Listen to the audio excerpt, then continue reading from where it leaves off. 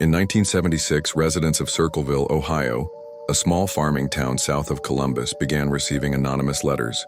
The writer knew intimate details about people's lives, affairs, financial troubles, secrets no one else should have known.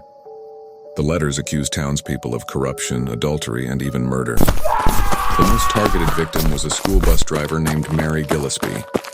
The letters accused her of having an affair with the superintendent. They didn't just warn her to stop, they threatened her life.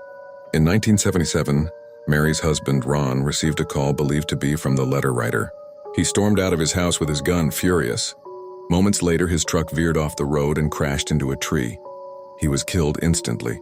Strangely, his gun had been fired, but no bullet or explanation was ever found. Many in Circleville believed Ron had been lured to his death. The letters didn't stop. In fact, they became more sinister. Signs were posted along Mary's bus route, threatening her daughter. One day, Mary stopped to rip a sign down and found a crude booby trap attached, a gun rigged to fire at her. The serial number on the gun had been filed off, but investigators traced it back to Paul Freshour, Mary's brother-in-law. Paul swore he was innocent. Still, he was convicted and sent to prison in 1983. Yet even while he was behind bars, letters continued to flood Circleville.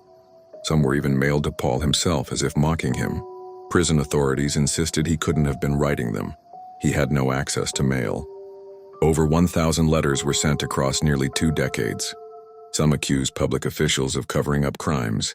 Others tormented ordinary townsfolk. Even with the FBI involved, handwriting experts could never prove who wrote them. When Paul was released from prison in the 1990s, the letters suddenly stopped. But to this day, no one knows for sure if he was the real writer or a scapegoat. The Circleville letters remain one of America's strangest unsolved mysteries. A decades-long campaign of terror in a quiet Ohio town, carried out by someone who knew everyone's secrets and never got caught.